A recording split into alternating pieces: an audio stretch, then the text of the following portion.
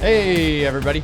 Welcome to another episode of the Mile High Game Guys board gaming podcast. I'm your host, Adrian. I'm Zach. And I'm Jeff. And we are coming to you with another Wednesday episode, which is no longer sponsored by Gray Fox Games. No, it is not sponsored by Gray Fox. We are on a brief break Yes. with our sponsorship. We're seeing other people. There was wild speculation when we didn't do our sponsorship thing. It also helped that it was awkward on the stream. Yes. Because it was like, because you didn't Adrian, are you forgetting something? And I was like, no. Yeah. Not forgetting anything. So last week it was because we hadn't been in contact with them and our sponsorship deal had ran out. Well, we have been in contact with them since.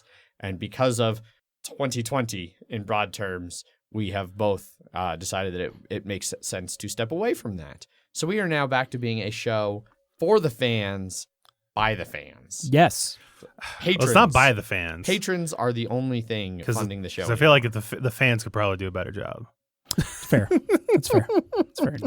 You could do better. If you're hearing my voice right now, you can do better. You can do better. It's almost certainly true. It's not that hard to do. Prove a it, decent and then podcast. you win the BGG Golden Geek, and they're like, God damn it. No. I want somebody who wasn't a podcaster prior to 2021 who listened to our show to start a show and get BGG Best Podcast before us. I think it's already happened. Board Game Barrage is going to win here pretty soon. And they started Yeah, but they didn't. I don't think they listened to us. I want somebody who's no listening one to that's us. starting a podcast has listened to us. I want somebody who listens to us to start a podcast. Somebody who listens to us who doesn't already have a podcast. Nope. Because Ambi, I think, listens occasionally. Crystal might still listen. And Board Game Blitz is definitely going to win soon. They were in the finalists. Yeah. Right? Yeah. Nice. They're good. They also have a shtick they actually stick to. But and it's a they have good shtick. They have 20, 30-minute episodes. That's And we can't do that. this portion of the show is going to be 20, 30 minutes. I know. And this is the pre-banter. Yes. Yes. It's ridiculous. Yes. This is our warm-up banter. Exactly. And then we can get into board games after the warm-up banter. Which I think the warm-up banter, I'm feeling warmed up. I've got a big old glass of beer here. This is totally water. And so yeah. I think we should mention What we're drinking? No. Well, sure. Why not? Oh. All right, I am drinking I'll even show it to the stream. I am drinking Breakfast Grapefruit IPA for dinner on the podcast from Strange Craft Brew.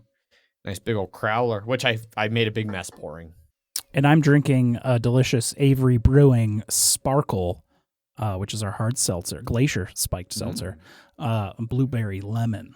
And I've got this on ice. on ice, and I've got this strawberry watermelon version of that. You have the watermelon Sour Patch Kids flavored Exactly. seltzer. Not my favorite of our 8 flavors. Right. I enjoy it. Available now. I have not I tried have no any idea of how much them. it costs. I might try some They're later. they're depending nice. if They're that's nice They're and on get- ice. I like them on ice. Yeah, they're nice and getting close to room temperature. So, Great. yep. I only got them from the cooler before I left work at 3:05 And then p.m. they sat in your car while you went to... Denver Beer Co. BBC. and had some beers while I did show prep because I don't want to drive home just to turn around 30 minutes later and makes drive sense. here. Yep. In traffic both ways. So, Yes, and traffic would only be worse. Mhm. Oh, and I am fucked. I am Uh-oh. so Uh-oh. fucked.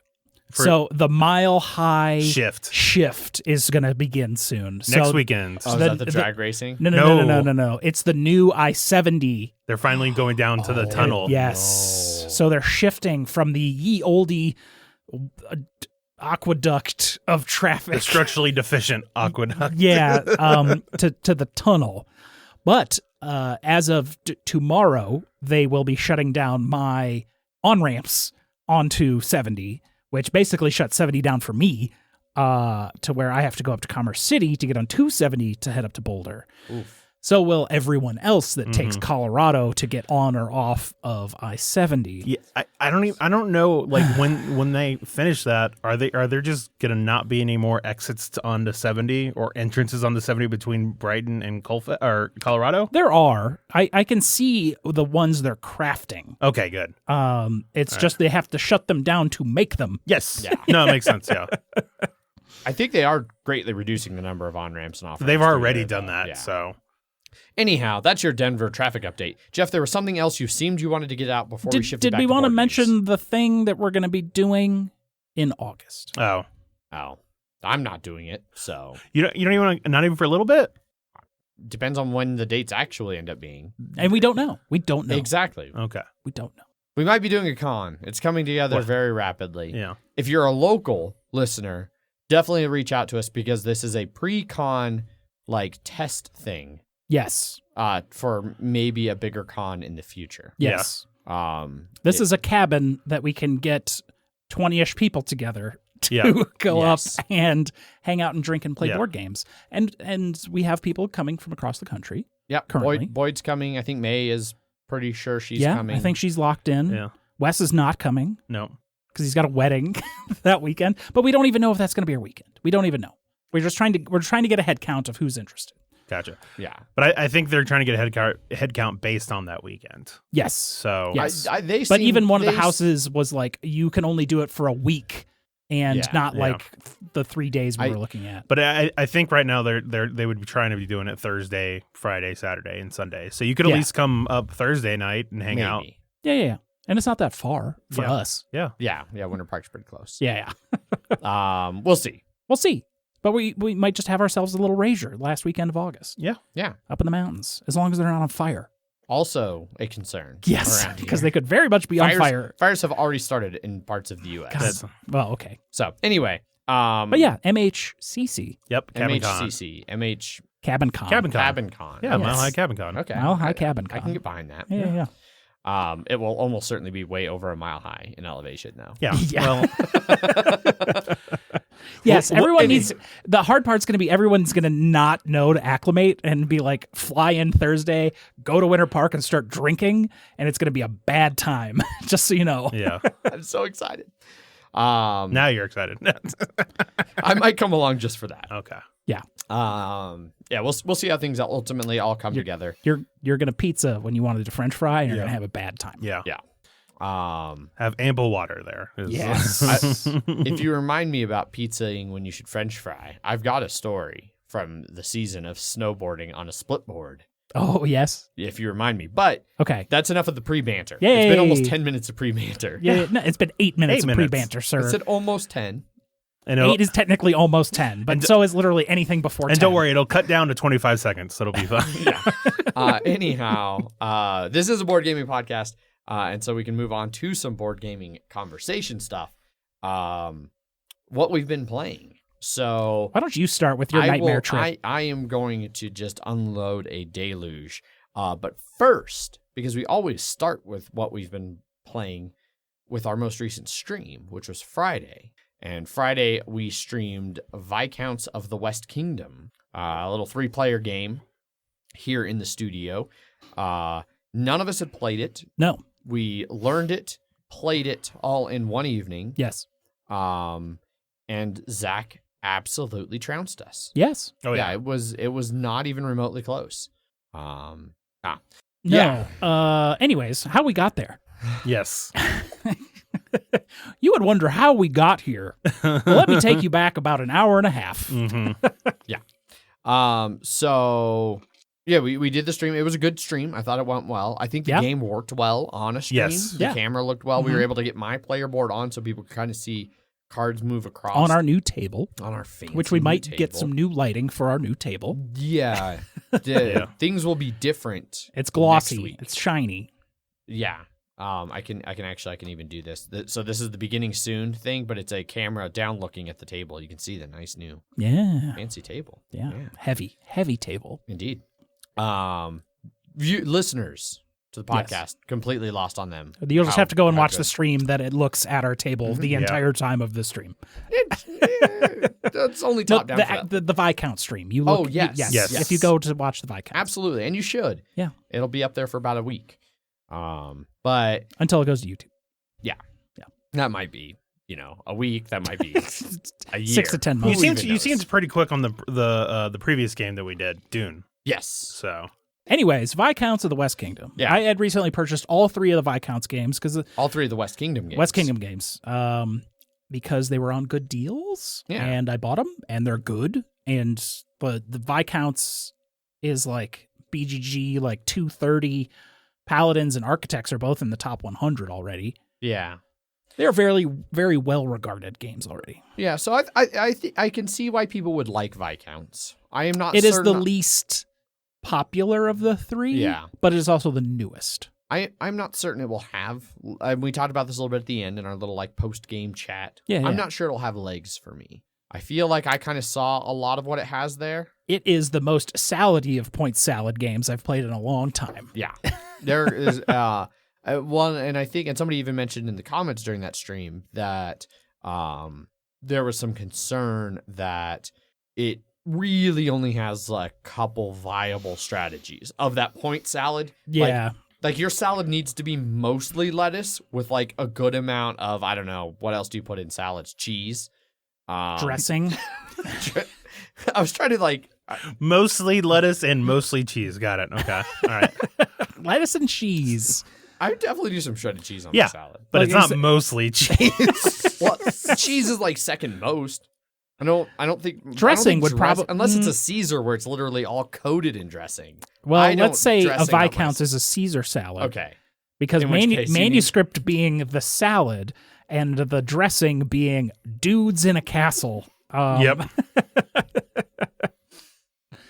Yeah. With your croutons and parmesan being constructed buildings Mhm. and let's say deeds. There you go. Yep.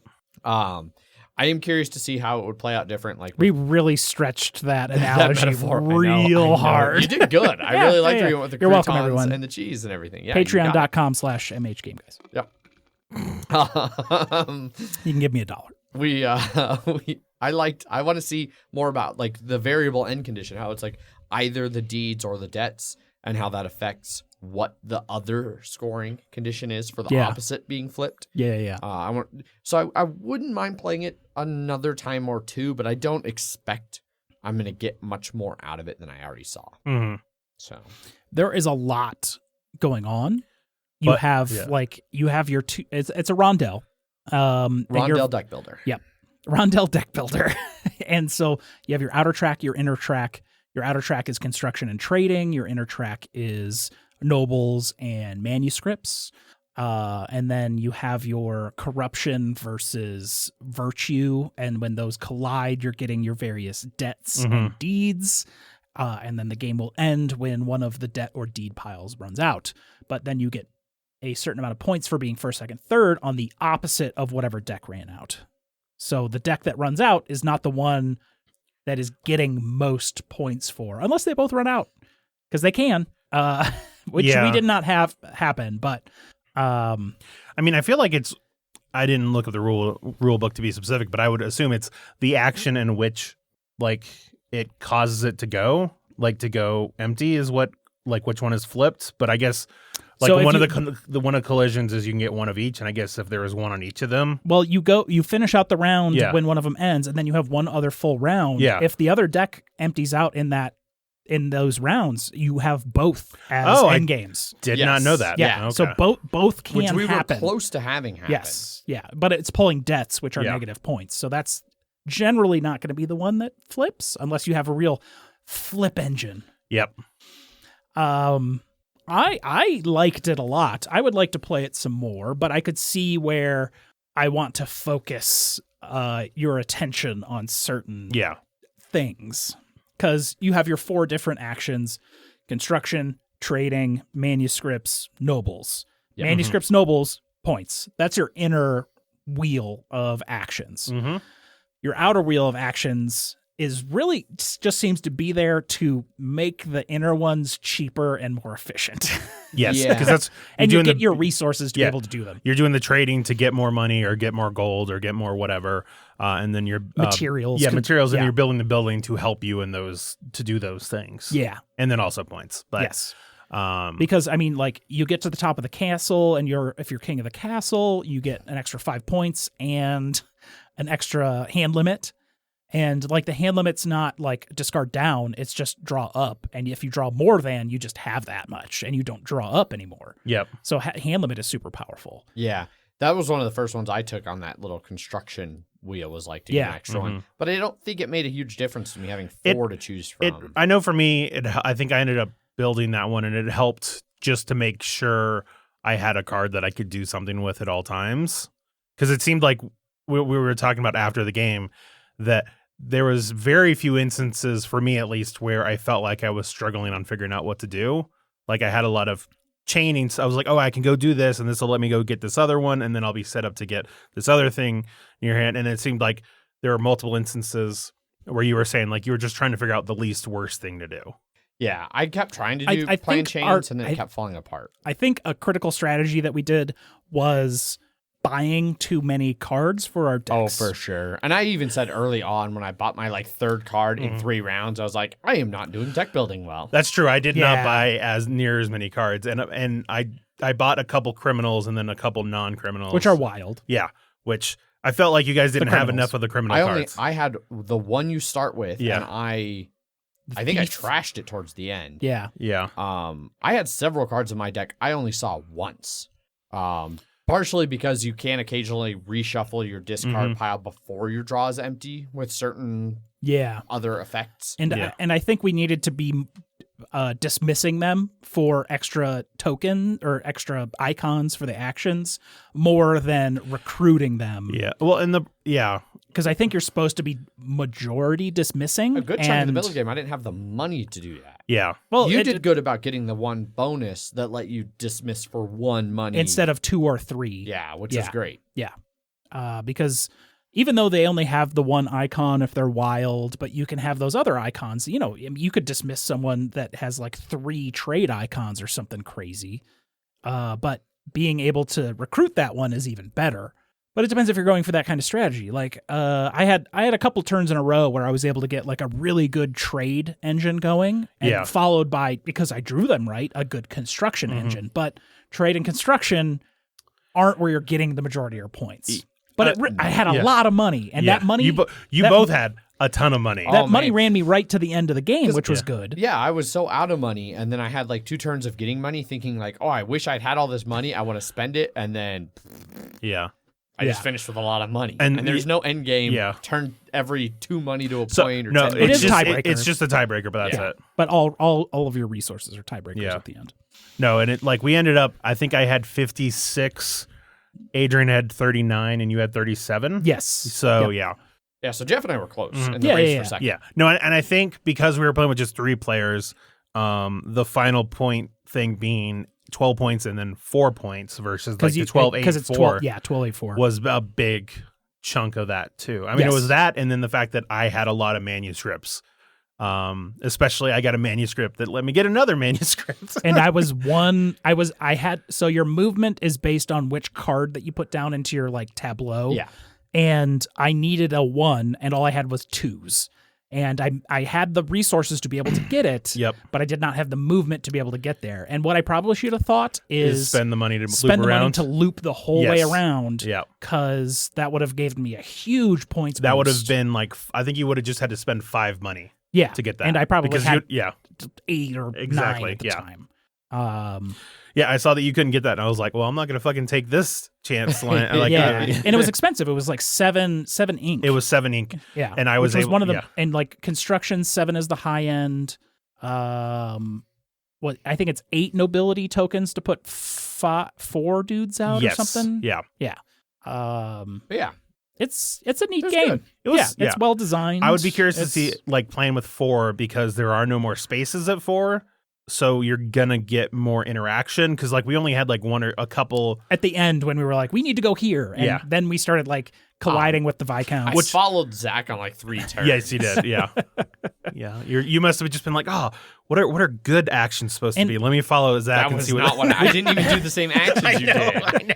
You son of a bitch. I did really like how the castle worked. It had the 1, 2, and 3 tier that works like Pandemic. If you get 3 workers in there, 1 boosts up, and then the 2 go left and right on the first tier. And then on the second tier, if you have 3, 1 boosts up, but the others stay where they are. Yeah. Because you don't actually move left and right on that second tier. Yeah. And that was a very interesting mechanic that we didn't get a whole lot of because once you get more than 3 in a space, you get to choose who gets bumped out of the castle, but you get a benefit for that. You get like money. Whoever or gets bumped gets a whoever benefit. gets bumped. Yeah. You So- don't get a benefit for bumping someone No. necessarily, other No. than them not being I mean, there anymore. you were denying them victory points. Exactly. So, Yes. And no one even made it to the top tier of the castle in this one, which is 5 points and Yeah. an extra hand limit. Yeah. So I would like to see more of the castle stuff. Yeah. But it's a point. There's like 5 different scoring game mechanics. And you can go hard in any of them. Yeah. Like construction makes everything a little better, sort of like Scythe, kind of where you're doing those top and bottom actions. Yeah. And if you like unlock the bottom action, it makes something cheaper or easier to do in the Sure. future. I'm sure other games have done it, but Scythe is the thing that came to mind. Yeah. I don't know. Yeah, I feel like a little bit, especially at the start, at least the way the starting stuff works. For me, it made sense to do like a little bit of everything for a while, and I thought I was going to specialize in one area, and then it didn't happen. Yeah. Whereas Zach clearly did a much better job of specializing. Like I wanted to really specialize in inkwells and doing manuscripts, and then I just never had any ink or scribe icon things. Yeah, and it was like, that was I got 1 or 2 of those, and then like I said, I think that's where having like the criminal like icons were nice, because having the wild there is really like flexible, because it was like, oh, I'm doing this, and like having that wild is going to help me there, and then I move on to my next turn, everything shifts over, and now I'm replacing it with like a trade icon, which then works with the wild. And then the next time I'm doing the castle icon that works with the wild, right? Yeah. So I think not having like you want at least to get a couple of those, even though like one problem was the couple that were out here were not great. Although in retrospect, getting that debt collector that was like when you flip a debt, you get to flip a deed as well, would have been real nice to have. Yeah. Like once you could planning around how to do those. yeah. So, Because I had thought about taking that one. I ended up taking a different one that let me also flip, which did well. Like I had a lot of mine flipped. I think it's probably what kept me in second. But there wasn't I ended up initially I was a little even on debts and deeds, but I rapidly got way ahead on one or the other. Deeds. In this case, Deeds. it was deeds. Yeah. but Unflipped deeds. Yeah. Unverified land. Sure. Yeah. I am also happy that at the end I was very upset, Zach, when you killed a bunch of my people, Bumps. kicked them off the castle. Yeah.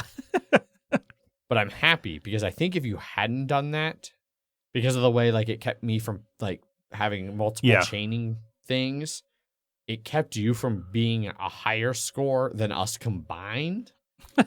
Because I was able to kick a bunch of your guys the fuck out of that castle. Yeah. Mm-hmm. So I'm less. Well, angry I mean, about I it. wasn't gonna get 78. So with that, Yeah. Fair point. All right. Anyway, so that's what we streamed last Friday. So it's area control, yeah, set collection. Small area control. It's that center. That's the castle. yeah. And Well, it barely is area control. Only like it's it control matters in the top, which nobody got to. So Yeah. Yes. Construction. Worker placement. No. I guess no, it's not. It's like you're placing workers onto the castle, but that's it. Yeah. So it's But not. where you place your buildings gets you an action. That's no, I'm not buying yeah. it. I'm not even buying Okay, it. good. I got nothing. All right. Deck builder. Yeah, it's a lot. It's a lot. It's a salad. rondel deck builder. Is the core. It's a very point Yeah. salad rondel deck builder. Very point Yeah, salad. and when we were trying to decide what to play, we were deciding between that one and Paladins, and that one is we were trying to figure out what would be best for our player count. Yeah, we had 3 players. Yeah. And it's like that one seems like it could be fun like off stream, but it's apparently like a solitaire very game. solitary And game. also everybody has their own board, and like Yeah. it just seems like there it is wouldn't- like a center board area, but it seems like a very Different, very yeah. solitary game. We'll Yeah. see once I get new things set up in here, and if we get different camera angles. Or we could just get maybe. 4 players and play Architects.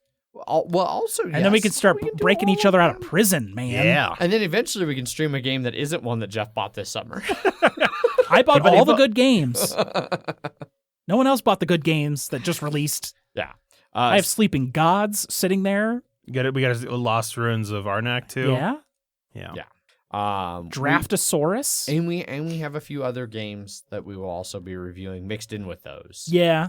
We have like a whole set of Gray Fox we've got, games. over on Jeff's side, we've got some Gray Fox games, Zoned Out, Champions, and Midgard. You can maybe even see Reavers. Reavers, yeah.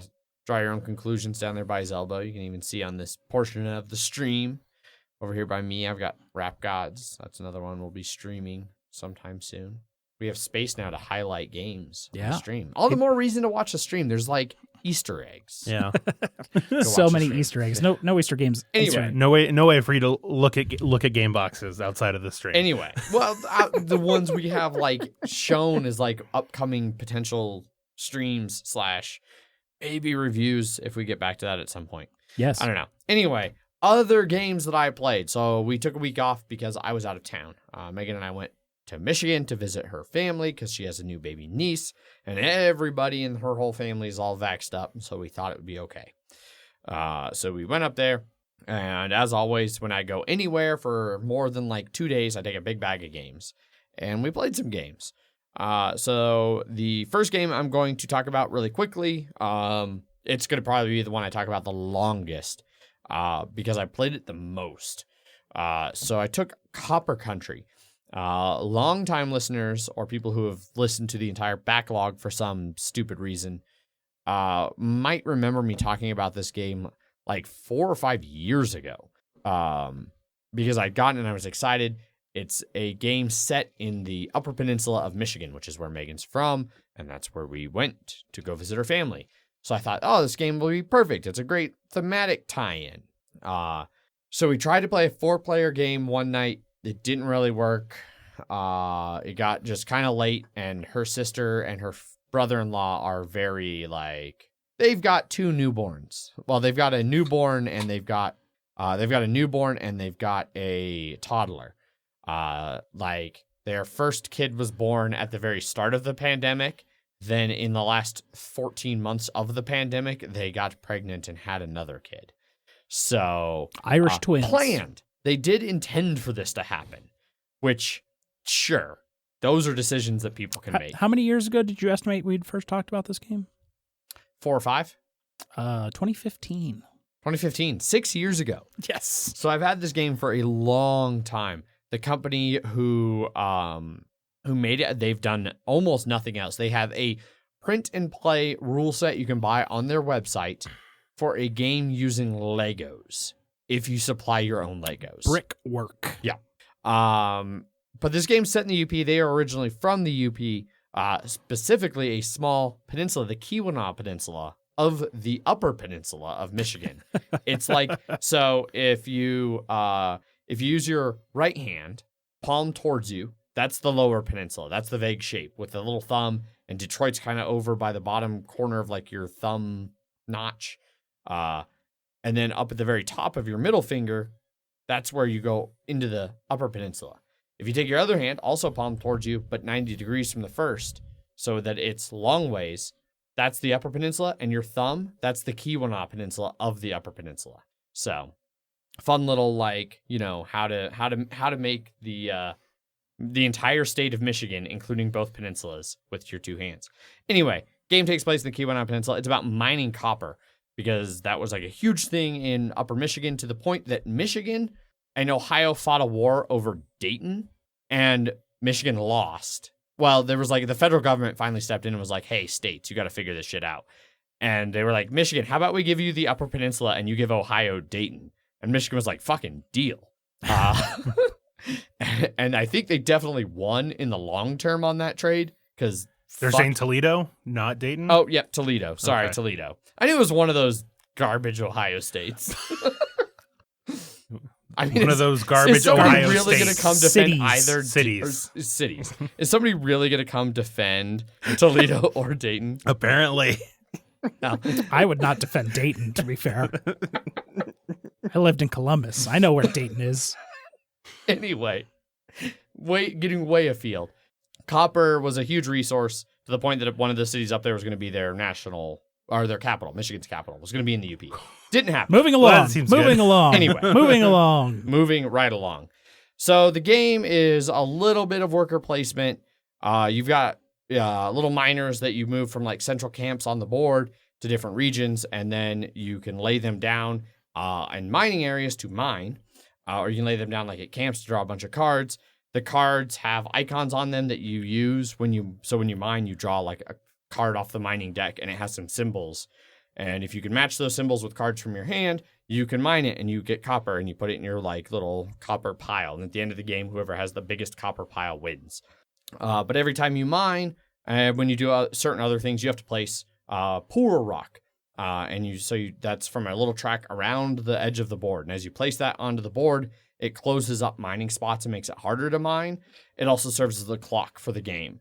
And so at various points along it, you start in like the 17th century. And so there's an 18th century that comes out where you get an event for the 18th century. Then you get an event for the 19th century. And then there's a couple spots for like the local region improving, and you get like new buildings or whatever that are different effects that over the course of the 4 or 5 times we played it this week, those can...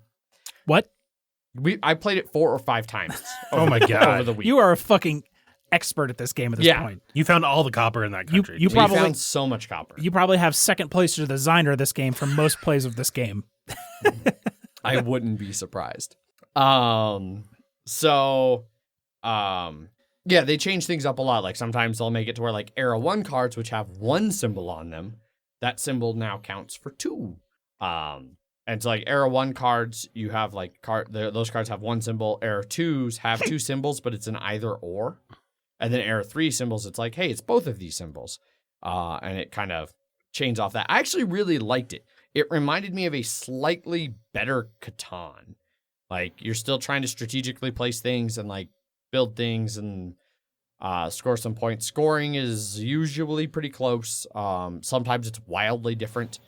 There is a lot of randomness in like what mining cards you draw and what symbols are on it and what happens. Like, because you can make decisions that kill your miners, or your miners get upset and they go strike and then they're just not available. And they have a bunch of stuff like in the cards, like the flavor text that deals with some of that, like things that were going on. You know, like it was super big. Apparently, another weird side note that came out of this game. It was up in the Upper Peninsula of Michigan. The reason that all emergency exits open out was because of like a big fire where there was a big union meeting or like a pro-union meeting. Mm-hmm. Somebody yelled fire or started a fire. Everybody rushed to get out, but the doors opened in. Everybody piled up against it. Big fire. A lot of people died. That was at a like union meeting that apparently there's been a lot of research that has suggested the mining company sent agitators in to start a fire and rile everybody up and then peace out while it burned down and killed a bunch of like pro-union workers. Because yay, capitalism. The Amazon of their days. The Amazon of their days. So, and yes, that's not the only one, but that is one of the big ones. That led to that was not the only fire there's ever been. The only deadly fire due to the backwards doors. Like it was but that was one of the big ones that really led to the change to where exit doors open outward. Gotcha. In a smart move. But yeah, so that was Copper Country. Megan's sister, the reason we played it 4 or 5 times, Megan's sister fucking fell in love with that game. I almost left it in Michigan for her. Not because I didn't like it, but because she loved it so much. I did actually enjoy it. I was glad to finally, after apparently 6-7 years. Yeah. Because that was the first time we talked about it. I don't know how long. Well, there's a Rahdo runs through from 7 years ago. Well, we didn't talk about it. I mean, the podcast hasn't been around for 6 or 7 years. You got it during the beginning of the podcast. I vaguely remember playing it at a game Where'd you night come sometime. with the 2015? That's when it came out. Yeah. So it was probably around. I think it was then. a Kickstarter even. It was. Yeah. It was a 6, and it worked well. And like they even have like a lot of the cards say, you know, art thanks to Kickstarter so and so. They've got a Kickstarter like bonus card that you can include if you want to. Some stuff like that. It's a good game. It's a fine game. It's not bad. You said it was better than It's Catan, good. so I like it more than Catan. It's an obscure in a lot of ways. game. It is obscure. It definitely, if you are someone who has any interest in mining in the Upper Peninsula, any connection to the Upper Peninsula at all, like even like one of the resource cards in the early era, This the Venn first era- diagram gets smaller and smaller. No, those are separate things. Like if you're this or this or this other thing, And if you're an overlap of the 3, then this game is fucking money for you, which is apparently Megan's sister. For the couple dozen people that Yeah. overlaps for. One of the first error cards is pasties. Like so I tweeted a picture while I was up there of the board. I was like, when you're in the UP, you got to play Copper Country. And somebody was like, is this a game about pasties? Like a little snidely, I think. And I was able to be like, actually, that's a resource in the game is pasties. What's a pasty? So a pasty, oh my God.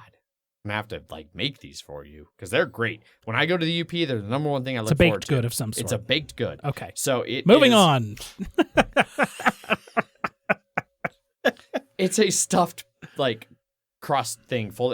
It's like Is it a savory thing or a sweet thing? It's Okay. savory. Okay. It's like a calzone, but if you imagine instead of Italian food in the middle, instead of pizza in the middle of a calzone. Sheep's guts. No, like good food, like sausage and potatoes Okay. All right. and Yeah, I'd eat root that. vegetables. I'd eat that. Yeah, they're from. It's like a pot pie, I think but like a they're- calzone. They're Cornish, I believe, Okay. in origin.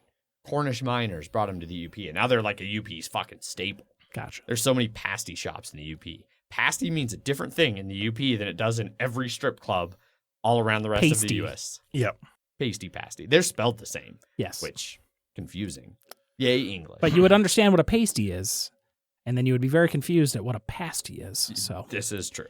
Anyhow, moving right along, we played a game of Catan. It went really fast, which apparently when you play with people who really know the game and just cruise, it plays really fast. It reminded me of how much my taste in gaming has changed because I used to fucking love Catan, and although I still had fun playing this one, all of the issues with Catan of like, let me just roll 2d6 and hope for a 6 or an 8. Oh, I got a 7. Let me discard half my hand. That sucks. Maybe don't hoard all your cards then. I'm just saying. If Although the way this game worked out, so brick was super rare, so nobody could build roads, nobody could build new towns. So we all had cities.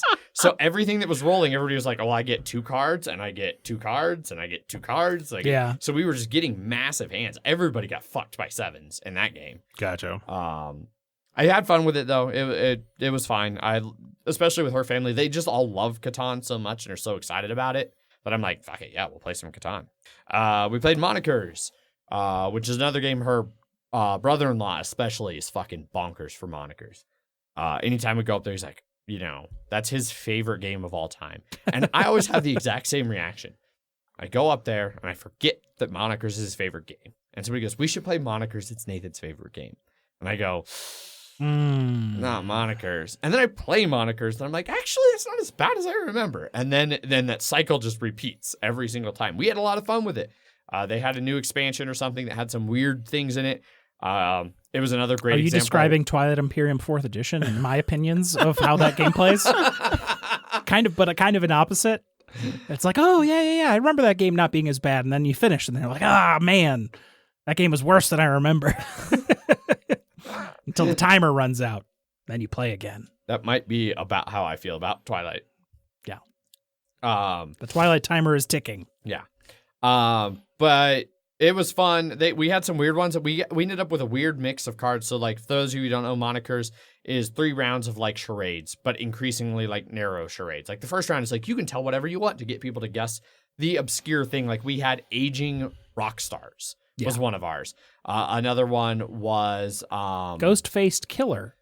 Could probably be one. It was It was one. Yeah. At some point. And And there was a lot of white people playing.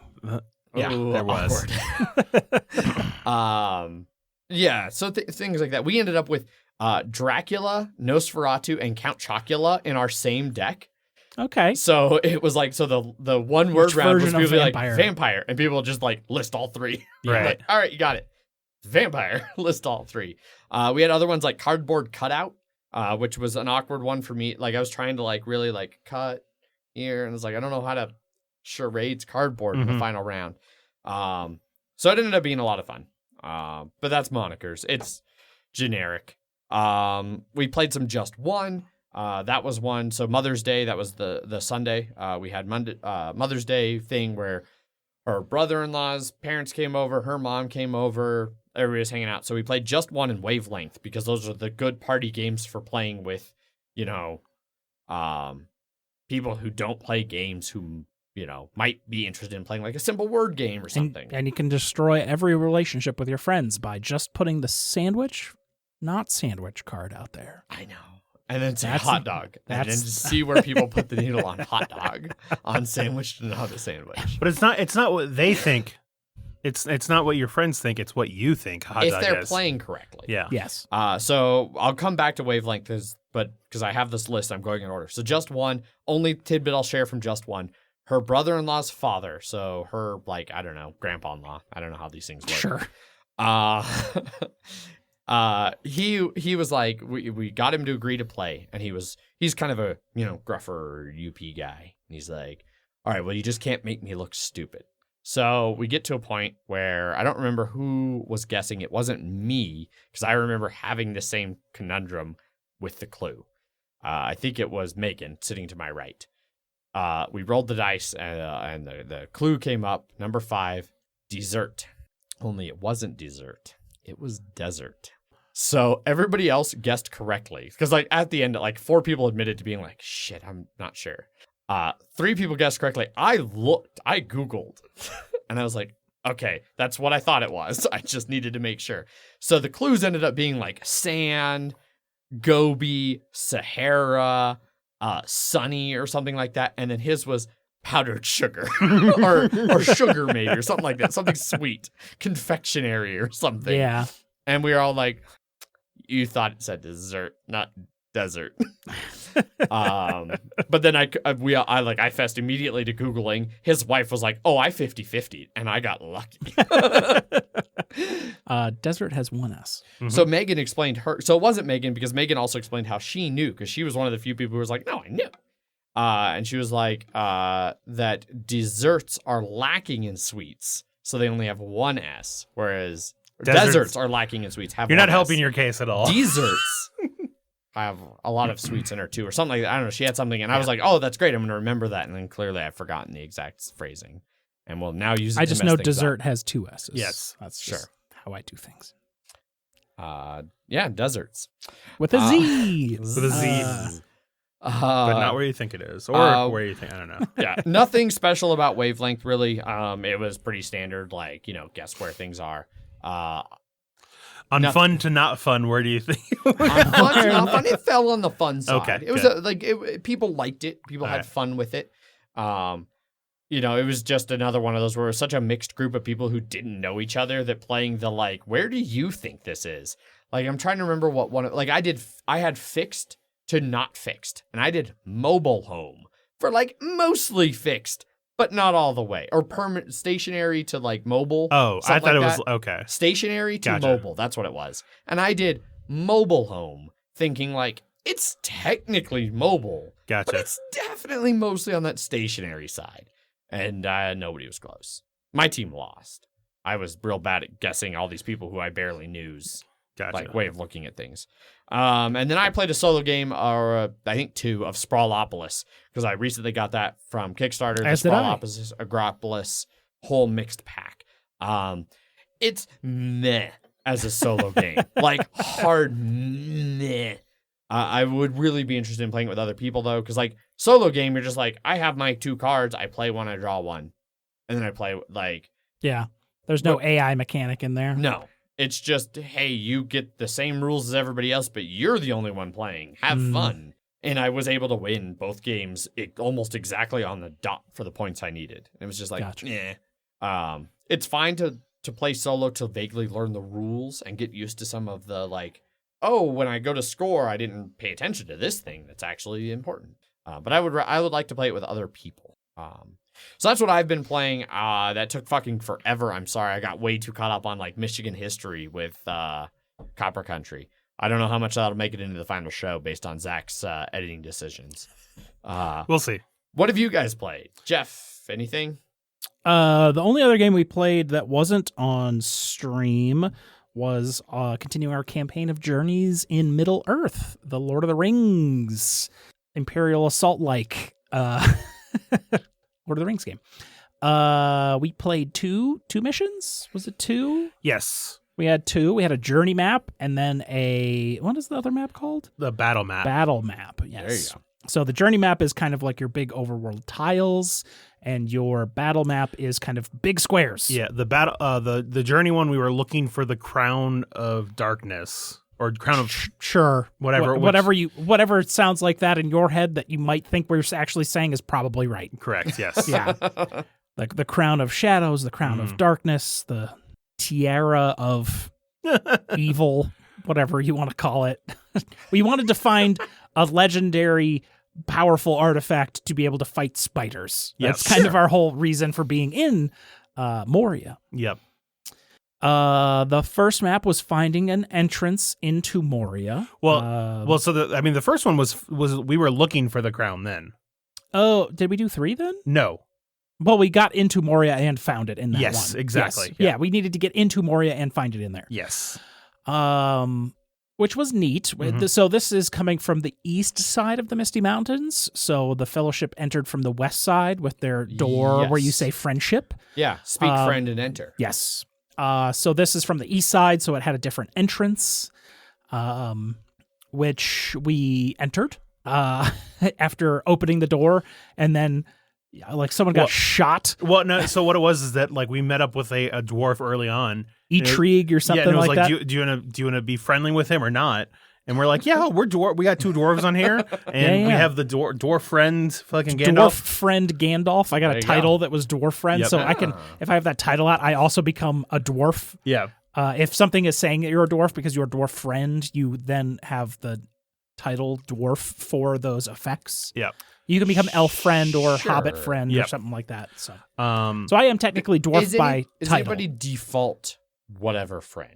No. Dwarf friend, elf friend. No. But have to find it along the way. if you are a dwarf, you are a dwarf. Well, so obviously. yeah. So I just feel like Gandalf especially was like well known to be like a hobbit friend and a dwarf friend. Like, I feel like he should have gotten some of those like preprints. I was this the one where you talked to the eagles? Yes, I've talked to those eagles a couple times. Yeah. Because at first, I think you two were a little wary of the giant eagles, and I used my giant Lord of the Rings lore brain that has been growing significantly. No, what it was, I mean, I didn't think that it was eagles up there. It was just like, oh, you have to walk up this like wandering path upstairs, and I'm like, it's going to be agility. I am the one agility dwarf, so there's no way I'm going near that. But this was early on. Yeah. You could hear like, we like saw a giant eagle. Yes. And it was like whether you wanted to talk to him or not. And I was like, I'm pretty sure all the giant eagles are like good guys, like top to bottom. Yeah. And whatever is going to fail is going to be just like a test to go and talk to them or something.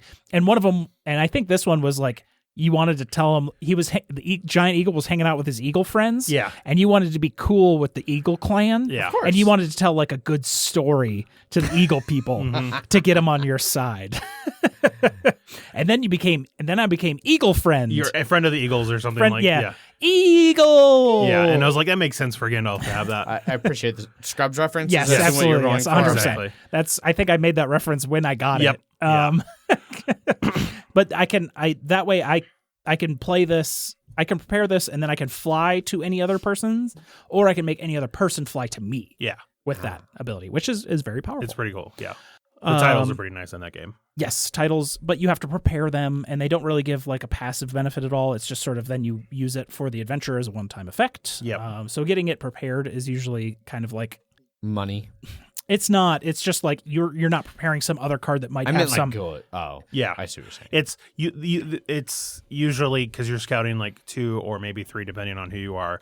But you could prepare the card that, gives you a passive -1 damage or -1 to your fear every time you take one. It's just always -1. Yeah. Or you could get this friend of the eagles that you can then use later. Yeah. But it depends. Like one of the ones I had was elf friend, and I could get rid of it to give myself 2 inspiration. So it was definitely a great thing to have to be like whenever I do need the inspiration. To use it. And I have one that lets me get rid of my one like blank card.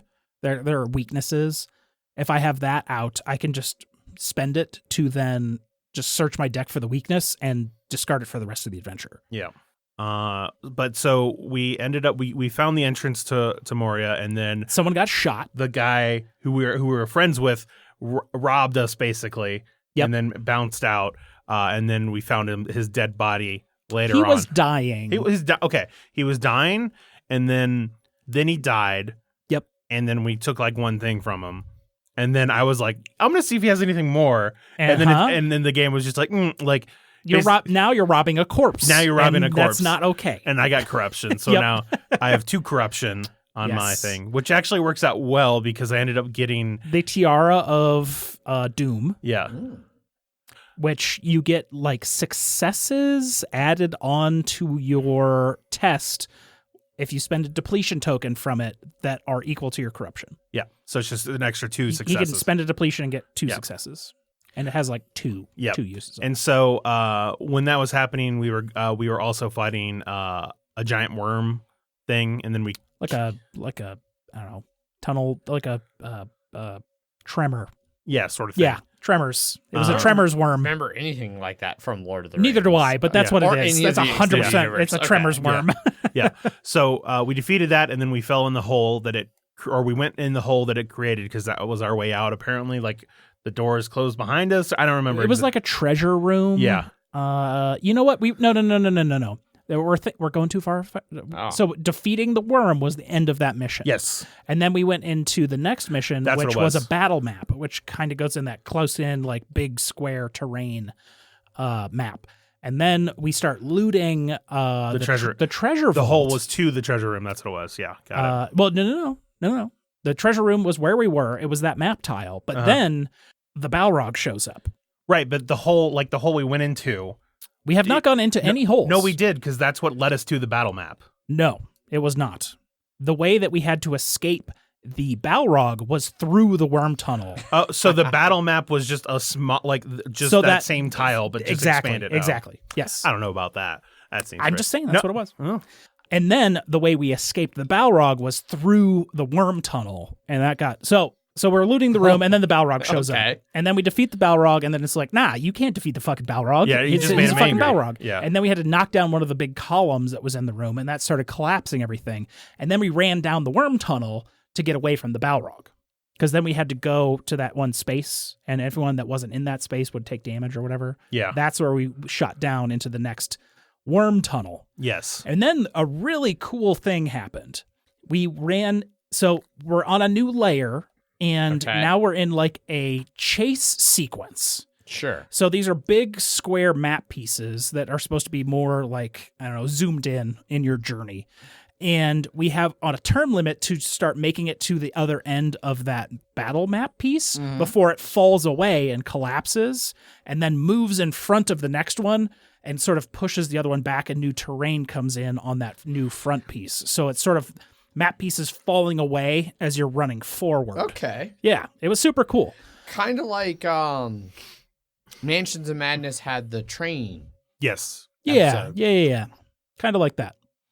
And then you could like use these debris spots that would give you like the map pieces would fall away on certain threat markers, and you could use these little debris spots to kind of reduce threat by 2. So it wouldn't help you on like the first or second one, but if you had used them, you kind of get like a restful like 2 little spots. Sure. And then there was just like whites chasing you during this. So like there's powerful ghost dudes. That could just phase through the obstacles Walls and that we stuff. we Yeah. had to That's walk unfortunate. It Yeah. was. But when we defeated them, we got lore, which is Yeah. kind of like your global experience Yeah. to upgrade your items. And Well, stuff. and we braced it enough that we got one extra turn without them moving on, so we were able to just wreck face with them. yeah, okay, so- take a turn to kind of clear things out. Yeah. And then we ran into a door, and then it kind of came up with the obvious like, which stat do you want to use to break through this door? Do you want to try and wisdom your way through, might your way through, or Agility your way through. agility your way through? And then we're just Yeah. like, oh, we're just gonna try and punch it down. Yeah, which and we then did. when the dwarves mighted their way through the through the door. I Classic weakened it for dwarf him move. Yeah. for the support dwarf Paul to then rush Yes, through. the blacksmith support dwarf, which he said he would support in this campaign. Yeah. He's not support. He's not support anyway. No. Okay, good to know. We're all just and I'm building Gandalf to be smashy too at this point. So There's a very compelling argument to be made that using D&D 5th edition, that Gandalf is a like level 18 warrior. or fighter, not a Okay, wizard at yeah, all. yeah. Huh. I could see that. Yeah. Like it's a great I don't know. If anybody cares, message me and I'll find the post and share it with you. I'm not gonna dig it up just to put in like the show notes or anything. He certainly has spells. Yeah, so like there's a feat you can take that's like Magic Initiate or something that lets you use scrolls and low level spells. All right. But it's like, to be fair, Gandalf's spells are pretty high level. but they're not. Everything he In the casts. realm of Lord of the Rings, In the they realm are. of Lord of the Rings, Yes. they are. Yes. But people like imagine like if you transcribed Lord of the Rings into D&D, they're not. They're like basic first level spells like light and shit. That's pretty meh. And that he crushes people fighting. And like they even make a good point that like what better way to build your fighter than make him look like a squishy wizard so that everybody fights him. Like just think of how hard it was for Gimli, the obvious like dwarf tank, to get fights in the orc room. Like everybody wanted to go fight Gandalf and he's just mowing them down with a quarterstaff and a sword. Whereas Gimli's like, come fight me, bros. Please come fight me. Gandalf does have a walking stick and a sword. He does. He As dual my wields. character. Mhm. Yeah. That's the items he has. I get to ignore difficult terrain, which isn't as good as what it used to be, which was if you enter difficult terrain, you get an inspiration, Yeah. which was, I would rather do that more than just ignore it Yeah. or be able to choose which one you want to do. But now I have like cleave. If we ever run into like a small group of goblins, I can wipe them out. Yes. Like no problem. We don't need the big guys, the Yeah. support dwarf and the guardian dwarf. You just need the fighter disguised as a wizard. Yes. But I can let the support dwarf fight all the big enemies, like a support dwarf does. Yes. And Zach can fight also the big enemies as the killer Gimli Yeah. dwarf. Well, and then what's nice now too is that the support dwarf, his Paul's mail now has +1 to agility instead of -1, so he's the agile dwarf now too. Yeah. So is he agility 3. 3? Gandalf at 2 was the agile person in the party. Oh. So now we have Edge 3. Oh, because you started again? Or changed? We have Because a there's second. Legolas We have a second campaign. now. Yeah, we have a So second Paul campaign. was Legolas. Yes. Yes, and I he was played like, the how's murder Legolas machine. Not fucking the And most he agile? said he would play a support character as the Smith, who is not a support character in any way, shape, or form. Okay. Yeah. I'm back. If you wanted to play a support character, he would have gone Balin. Yeah. That would have been the support dwarf, but he did not. Which one was Balin? Was he the Traveler? I don't remember. I don't remember We'll what, see. what his class was. Ah, Yeah. gotcha. Journey's Middle Earth continues to be good. Yep. I like playing it. We're going to play it again Wednesday. Mm-hmm. So I don't remember what you said during that whole thing. Last 20 minutes. Last 20 minutes. Okay. But it reminded me, by maybe some of the strictest definitions, Mhm. or most loose definitions, depending on how you apply them, played one more board game. So the last night we were in Michigan, we stayed at Megan's brother's house. This better be worth it. It's definitely not. Him and his girlfriend, who are celebrating their anniversary that night, so we got to play, awesome third and fourth wheel to their anniversary by crashing. Yeah. We all hung out after drinking all day and playing like yard games they'll talk about and banter. We played on his Switch. We're not even to banter yet, by the way. On his Switch, Mario Party? that has like a Mario Party board game. That's Mario Party. That's literally is Mario that Party. is Yes, the that's board just what game? Mario Party Okay. is. Yes. So yeah, we played the Mario Party board game, and it You is don't have to the- say board game. It's just Mario Party. Yeah, it's just That's Mario Party. literally Played all Mario Mario Party. Parties ever Okay, have been. So we Yeah. played that. Mario Party, Yes. which is just the worst of all board games. You are correct. If it is you roll are and going- move the video game. But it is is- roll and move the random bullshit video game. Yes, where, like, yes. They Yeah. pretend at times that it's like a button Uh-huh, press, but it's uh-huh. not. It's Yeah. just this just happens. Welcome to 1994. Yeah, exactly. Like when it came out for the Nintendo 64. Because they were all excited about it. They're like, oh, this is like a Yeah, board yeah. game on the Switch, and we can play it. We can all play together. And I was like, surely over the last 30 years of video game development, somebody realized that there needs to be something resembling actual planning or strategy. No, it was awful. I actually at one point had to finally just turn off my brain and be like, no, I'm getting too salty. Yeah. I'm becoming a very unpleasant person No, to be Mario around. Party is not the You game don't- that you no. want to be serious about in any way, No. shape, or form. Yeah, because I was trying. And I picked Kong, which apparently is fucking stupid. Because Kong's special die in that one, because like everybody you pick has a special die. Kong's special die is like 2 zeros and 4 10s. So it's like either you're moving really fucking far or you're just doing nothing. No, it's 2 zeros, 5 coins, and 3 10s. Yeah. So it's 50-50. You don't move. Yes. And there's nothing that tells you that unless you know that.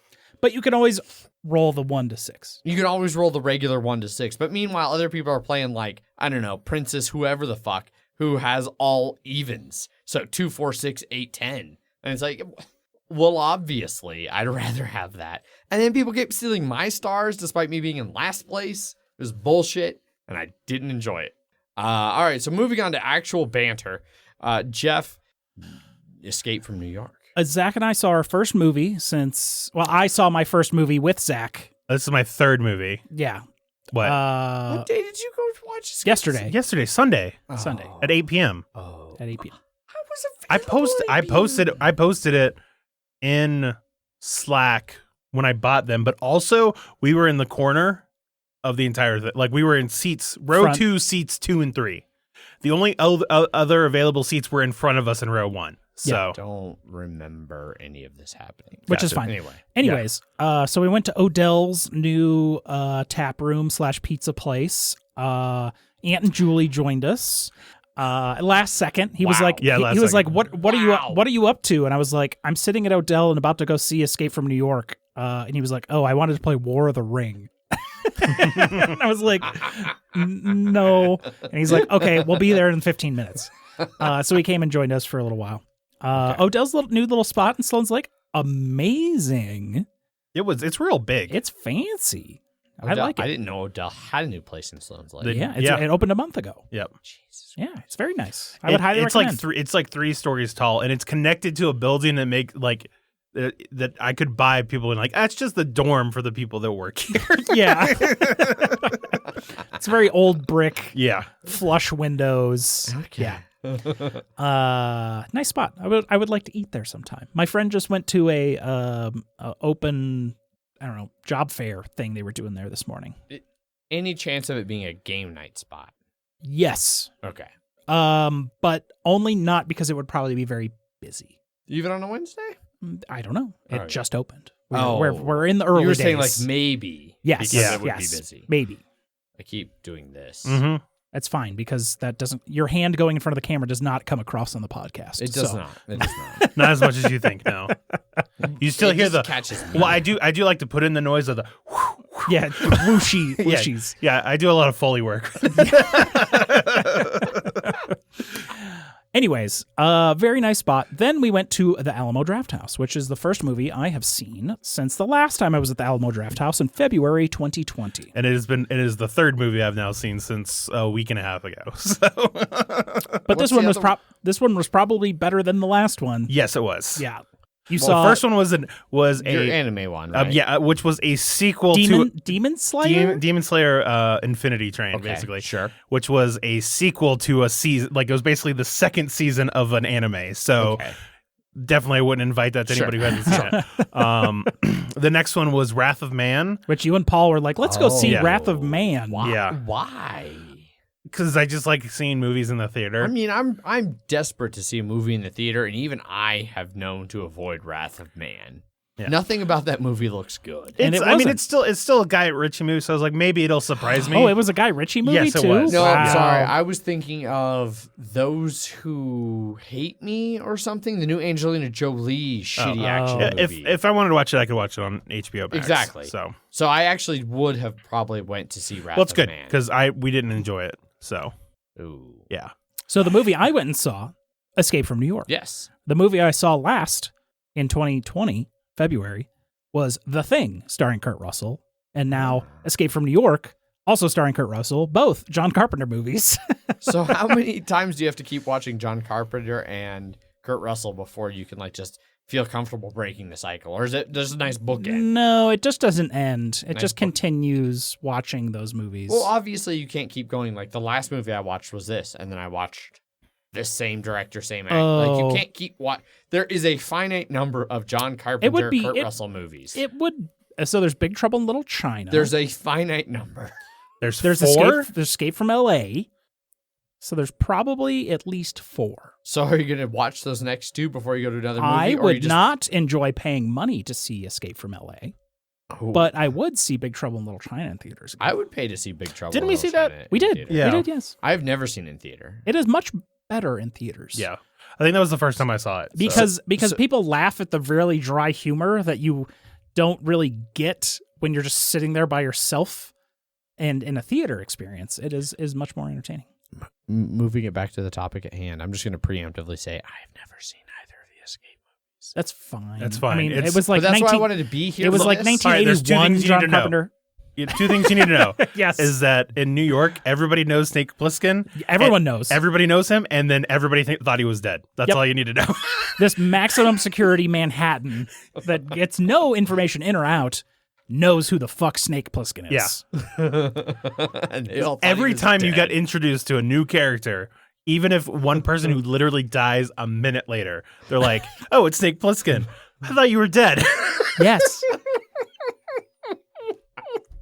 With no context of who they are, Yeah. why they would even know that he's alive or dead. Yeah. Just that they do know that. Yep. Cab driver? Yep. Yep. Lady in a corner? Cab Yep. driver who's been driving in New York for 30 years. I mean, Yep. isn't he like in the broader scheme? Granted, again, never seen either of the movies. This Yes. is just pop culture vague rubbing off. Would it be something where like the government's like, we fucking killed Snake Plissken? Yes, bad because this guy. is like a huge dystopian Yeah, future so maybe where they just blared the U.S. that. has been at war with China and Russia for years or Yeah. something like that. Where the only thing that anybody knows is they saw his face, like, hey, we finally He's, killed this fucking he's guy. apparently the ultimate in special forces. Exactly. Yeah. Well, he's a super special forces guy that robbed a bank. Yep. Robbed a bank. Fort or- Knox. Fort Knox. And then That's why he's going yeah, to jail. That's why he's going to jail. But the president crash lands in New York at the same time he's getting processed And to he go. has to go yeah, save it. the only reason he's there is that it happens to be the time in which he was getting processed. Yes. So it's not like they called in, they're like, or he was already there and like, Snake, we'll get you out. It's just he happens to be there, and it's just like, So then he has to get in Yeah. and then the president out. yeah. And this is all, I should say, the reason Metal Gear Solid exists is Really? because of this Really? movie. Really? Yeah, Ah. because Solid Snake, Snake is Sure, it's sure. 100% a direct reference to Escape from New York. Yeah. Like That's 110%. amazing. Yes. Yeah. Even the game, like this came out in 81. Even the original Metal Gear before Metal Gear Solid games came out in the Yeah. mid to late 80s. This was all after. Mm-hmm. And yes, it came back in the 80s and it took place in the far future time of 1997. So Yes. The World Trade Center still exists. still existed there. Yeah. I mean, But it's only it still 97. existed even in so. Yeah. He lands on top of Yeah. the World Trade Center. One cool thing that Jeff told me, and also partially ruined the movie The for effect. me. The effect of me is that, so they have like when he's flying through, they have like this night vision thing where it has like all these lines on the buildings and stuff like that. So think of like a I know exactly what you're talking. The listeners might not. so. vertex, like Oh, the laser, like Yeah. vertex gridding. I don't know. Very 80s like grid lined building Yes. look. Yeah, green neon Yeah. lines. Very 80s. Yes. So this was before they could, or at least they didn't want to spend money on virtual effects. I guess, I mean, when was Tron? I don't know. It was like Around 84, 85. Yeah, so yeah. before or after that. So yeah. So they made the effect by building a mock Manhattan, putting it all in dark, but using neon or glow-in-the-dark tape on the edges and sort of like flying the camera over their model to make it look like it was the glider using, like seeing all the edges of the buildings. Which is That is legit awesome. it's Yeah. awesome, but then also I'm looking at it and I'm like, I just see tape now. yeah. It's a very, very, very cool effect. Yes. I it is. really hope I forget that one by the time I eventually, because I do eventually want to watch it. Yeah. They've been on my like list of like old movies I need to watch. Yeah. That reminds me of that fact is like the Independence Day when they blew up the buildings. Like Schumacher just like fucking built a scale model horizontally yeah. and then Yep. just did a fireball that blew up and Yeah. then he filmed from the top and it looked like a cool. Totally. Oh yeah. Practical effects. Are awesome. And stand up really well. Like Yeah. decades later. Yes. Yeah. This, I mean, it still looked good for 1981. It was just I can't not. But you can be like, oh, I can kind of see where it's not a computer effect. Yeah. It's not perfect enough. Yeah. But you can see, and it still looks good. Yeah, it still looked good, but it was also just like there's tape. I'm looking at taped boxes. Yes, black taped boxes with green tape. That was my fun fact from the movie. I'm so jealous you guys are like, now you've seen a movie, you've seen 3. I still have not. I'm curious. So I need to get on the app. The Westminster, that one's opening up again in June, I think. Which is what I've mostly been waiting for. And I'm curious to see when, or because they got, the bankrupt, so they got bought out by somebody else, if they're still going to do the season pass again, and if they do, when they restart it. And then also hope that I still get my bullshit one. Oh, yeah. I doubt it. I know. And I remember I was telling my mom about this, and she was just like, "Oh, it's so stupid that you couldn't get this." And I'm like, "Look, I got it." And then immediately they were like, "Oh, this is a bad idea. We need to change it to actually make it so people can't abuse it." And so if I don't get access to it again, I will be like, "I 100% understand now. Just sign me up for the regular one. I am okay with it." Yeah. I'm hoping it comes back on. I was really surprised because it took me like 6 months into the pandemic to be like, I haven't been charged for my Alamo in a while. Because they announced they were canceling. See, I never got that announcement. I'll tell you this though, if I could have kept it active to make sure I kept that one, I would 100% would have done. But also just to give a little bit of money to them, and just be like, they had stay like on. a whole fund that you could just throw money at them to keep people paid for a while. Yeah. See, and I missed all that information because I would have gladly paid for my, like, because there's other things that I kept going that it was like, I'm getting zero use out of this year. Shit.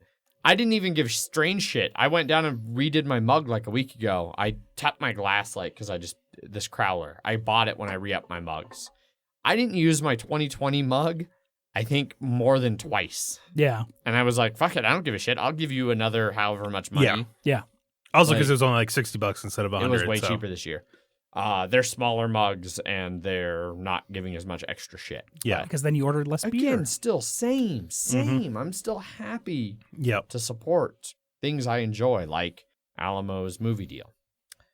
So we saw a movie. Cool. I'm jealous. God, I miss movies. I'm so excited to go back to movies. Well, soon. Don't be working on the weekends, and it'll be a lot easier. Yeah. Are you going to be seeing movies by And yourself? we're doing streams on Fridays, which Question. is another big But movie day. we're doing them earlier on Fridays. We're doing them earlier. But I still work Saturday morning, so it's not like I can go to a 3-hour movie at 9 p.m. or something. So, question. I know when you first, previously, when you first started the job and stuff like that, you were squarely in the I enjoy having to work on the weekends so that you can do stuff with Megan, right? Has that changed at all? Have you I'm not even saying changed your mind, but shifted it slightly? Okay. It has shifted slightly. So it was great this winter for snowboarding because the resort was opened Thursday, Friday, Saturday, Sunday, Monday. So they were closed Tuesday, Wednesday. So for me, that schedule worked pretty well because I got Thursdays and Fridays, and I took 2 Saturdays off all season to do multiple days. So it was great for that. It's great to have 3 days off that Megan can usually match. She doesn't always, but that's also kind of a win because every now and then it's nice to have a day where it's like, all right, well, Megan got up at 6 and went to go nurse and won't be home till 7:30 or 8. I have 10 to 12 hours from the time I wake up to do whatever the fuck I want. If I want to go to Universal for breakfast and then 2 hours later go eat a bunch of fucking tacos at Torchy's, she's not going to give me shit about it. And I only have to pay for my food, not both of ours, because that's our vague deal. 2020 fucked it all up. Our vague deal had always been Megan buys groceries once a week. I buy meals for us at going out 2 to 3 times a week, and the rough balance worked out. Well, then 2020 happened, and the buying meals out budget plummeted, so then we had to reevaluate, and I started going to the grocery store more often, which then doesn't work out because I go to the grocery store and I'm like, oh, Sprouts has Wagyu beef? Well, that sounds like a wonderful treat. But yeah, so overall, I'm still very much in favor of the weekend shift. It does hurt a little bit, like when you guys keep doing shit on the weekends. That sucks. And I don't know. Like I did apply for a weekday position, and I didn't get it. It would also been like a 30% increase in pay, and I would have been like decrease in pay? No, increase On the weekday? I would have made way more money. The position I applied for was a see. much higher position. Oh, it wasn't I your would've- position, but okay. Got it. I would have made a lot more money, but I would have worked 5 days a week. But they would have been all 8s, so I also would have been done at like 2:00 each day, and actually it would have been because it would have shifted. I wouldn't have to be at work at 5:30. I'd have been at work at like I don't know. Anyway, I didn't get it, so it doesn't matter. But yes, pluses and minuses. I'm still vaguely positive on my schedule, but it could go either way. Let's wrap up banter. What do you say? Move on to some news and Kickstarters. I mean, I got promoted at work, so You got promoted. You did get promoted. Yeah. Congratulations. Yeah. I forgot you mentioned it. Yeah. Congrats, Jeff, on your promotion. It was actually 2 weeks ago because I was going to mention it on that first stream we did. That was the one I got, and then I just didn't. And then it wasn't until like 2 weeks later that I actually mentioned it. It's like, oh yeah, I got promoted. That's cool. Tier 2. Nice. Yeah. They created a tier There you go. because there wasn't a tier 2, and there was only tier 1, and then my boss, and now they've created a tier 2 for me. Are you the only tier 2? I am the only tier 2. Yes. There's only 3 of us, so like, Wow. How's it Yeah. feel to be the tier 3 guy? Like, there's no tier 3. There's no it's tier just 3. it's just my boss. Oh, so it's it's because it's like I assume other guy tier 2 and then boss. No. So there's 3 and then my boss. So there's 4 in our warehouse department. Are they all tier 2? Are you all tier 2 now? No. So there's the boss manager. There's Then tier you. 2, and then there's tier 1. Okay. See, so my company does things stupid where it does the like 4 is the lowest, and then 3, and then 2, and then 1 is like Yeah. number We're one. tier 1 is starting, tier 2, and that's how I actually said it. I was like, oh, I'm going to be a tier 1 operator, and they're like, you're already a tier 1 operator. Okay. Yep. I am tier 2. Well, congratulations. Yeah, I get a little more money, not a lot more money, But but no one gets a lot of money in brewing. So Yeah. Any more money is always good. yeah. No, yeah. When they changed my title, they were like, here's your title change. "Here's your title change." Ah, great. That's all you're getting. No, maybe a couple more. This will we'll look see. good on your resume for your next Yeah. job. Well, we're dealing with, we got the notice like, oh, because the governor's lifting the mask mandates and the like indoor mandates. Yeah. Level Uh, clear. that means you're no longer working like hazardous duties. So you're losing your hazard pay. Yeah, they cut our hazard pay back when like a while ago. They cut ours and then they gave it back. Like they cut ours like after the second surge, and then like the third surge kind of happened, and then the fourth, and they were like, "Oh, Use have it hazard again." pay again. Yeah. And then now they're like, "No, we're taking this away." By the way, we still might not give you guys a raise for the second year in a whenever row. we got our 8.5% pay cuts back, they were like, no more hazard pay.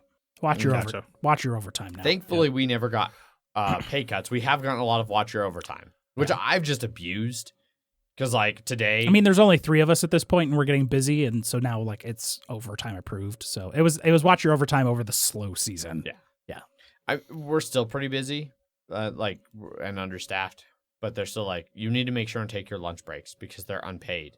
Because if we don't take lunch, we can email, I didn't take lunch, and they give us that 30 minutes. Yeah. They're like, no, you need to take your lunch. So like today, it was like, there's like 7 things that are broken and down, and like 40 people who can't work because the lines are down. But you said I need to take my lunch, so peace. Yeah. Bye. And they Bye. didn't like that. But Yep. anyway, moving on to news and Kickstarter. Yes. First up on news, We're just gonna run through these. we're gonna blast through them. We're gonna. Blast 'em. So I started blasting. There we go. Spiel DR got announced. It did. It's all in German, but luckily there's a Reddit link. Yes. Adventures of Robin Hood. Micro Macro Zombie Teens. I've only heard of Micro Macro because it was on the Golden Geek Awards for most innovative. That one will probably win. I have not heard of any of them. Yep. Kinderspiel, Dragonomino, Dragomino, whatever that is. Mm-hmm. Sorry, Zach. Did you want to talk about Returnal? No, that's fine. Zach beat Returnal. I beat it. It's a Yeah. roguelike. Yeah. It's a PS5 game. I still need to play more of it. Yes, you do. Storytellers and Mia London. No idea what any of those games are. Kennerspiel, The Lost Ruins of Arnak, Fantasy Realms, and Paleo. I know Lost Ruins of Arnak because I own it. I've heard, and mostly because Zach tells me this, that it's a lot like doing Imperium. That's what I've heard. Those three all sound vaguely familiar, but I'm not like in-depth knowledge of them. Yeah, I'm not super familiar with the vast majority of them. No. Fun fact, all 3 Spiel DR nominees are co-ops this year. Yeah. Yeah. Well, there we go. I don't know, it was a Reddit comment, so Okay. Sure. trust but verify. Trust but verify. Did you verify it all? I have not yet. Okay. So that's good advice for listeners. For anything we say, trust us, Yeah. but verify. Yeah, Yes. yeah. Next up. Next up on news, Gen Con is selling badges Boom. for in-person here on May 23rd. 23rd. This Sunday. Yeah. Coming up. They will have limited in-person attendance. They have not said how limited yet. They have not. I will be trying to buy a badge. I will be trying to attend Gen Con. Same here. Indeed. We will see what happens. If that doesn't happen, then I don't know. Maybe I'll do some other con. Sure. Additionally, part of this announcement, registration for Gen Con Online and pop-up Gen Cons will be June 27th for like local game stores and stuff. Yeah, it sounds like they will still be doing a significant Gen Can't. It's a very hybrid situation. Yeah, so they did the whole Gen Con Online thing before. They will continue doing that this year on top of the in-person attendance. Yeah. Whatever number that may be, what is like half is still 35,000 people. It's a lot of people. Yeah, like what can you do in person? Yeah. So we'll see. We'll see what happens on that Sunday. Yep. They did also mention that they will be doing more daily passes as further guidance on attendance comes out. But They might don't, extend how many people they have in person. Yeah, but they don't plan on adding any more full passes. Yeah, beyond 4 their 4 initial days. group. Yeah. So we'll see. We'll see. We'll know Sunday. So, Indeed. But this time next week. Last up on news. Last up on news, we have Stonemaier Games is releasing an expansion to a podcast favorite, Between Two Castles of Mad King Ludwig. Indeed. It will be extending the game from 2 to 7 players to 1 to 8 players, so we'll add a solo mode. One on each end of that scale. Yeah, it had a 2-player mode before, Yes. which was special, but now there will be a solo special mode. Secrets and soirees? Soirees. I've never seen soiree written out before. I probably don't think. But yeah, I would have assumed that was soiree. Yeah. Well, aren't you special? I took in French, so I vaguely, Okay. even though my French pronunciation sucks, I vaguely recognize French when I see it. Okay. The expansion is going to add a variant where players construct their own castle without collaborating with other players. They'll be introducing new rooms, activity. I just then you sort of lose that between the two castles part. Yeah. We'll see what that variant actually introduces, Yeah. but there's going to be new activity, secret, ballrooms, throne rooms, bonus cards. It's going to come with an extra game tray for all of the expansion materials To fit inside the original box too. Yep. Same people that designed it, Matthew O'Malley and Ben Rosset, I would assume. Maybe Rosset. Sure. I'm going to say his name French. There you go. That'll be coming out just a couple weeks, May 26th. Pre-order is May 26th, and then early June shipping. I believe I have received review copy emails for that, which I did not do because we still have review stuff we need to do for him before we start asking for more review copies. Sure. Always good. But his emails have been very nice, and I have contacted him. He was like, there is a pandemic going on. Doing multiplayer games over the last year, especially for review, I do not want to put anyone in that situation to have to review a multiplayer game while a pandemic is going on. That makes sense. Yes. So he's been very acceptable to very delayed multiplayer game reviews. And I can confirm that I did have a badge already and it rolled over. So I won't have to worry about buying one. There you go. Fuck you. I have no idea. I'd have to check. Yeah. And that's it for news. That is indeed it for news. Which Next up in news, fuck Zach. Oh, very fair. All right, now I the wasn't going bonus to Gen news Con is right done. Maybe you should have bought a thing over 14 months ago. Well, I had a press. It's free. It's free, Zach. Well, that's what happens when you have free stuff. That's what happens when you want to save $140. Exactly. Yeah. I believe mine was paid by the podcast anyway. So Ouch. We're moving on to Kickstarters. We are indeed. This is Kickstarters, and then the Jackass theme plays, which I learned was an actual song. Huh. The Jackass theme is a song by people. I saw that somewhere recently come up as well. Maybe I posted in Slack when I discovered that, That could be. a few weeks ago. I don't know. Anyway. Anyways, first up in Kickstarter, we have Dice by Wormwood. These are fancy dice, and you can buy one for like $15. It's extremely well funded.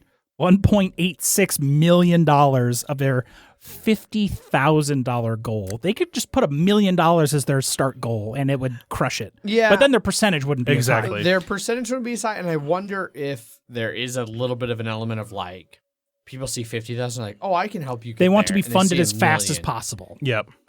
Because they can throw all those numbers up on their Kickstarter. There's a lot of different things that come. There's into play. like 1,700 people that are getting this. Sure. If you know Wormwood, there's some cool stuff. Oh yeah, for sure. Tell us about the cool stuff, Adrian. All right, there's a lot of cool stuff. So basically, this is a follow-up to their previous two Kickstarters, where they did a different dice by Wormwood that had a bunch of great shit.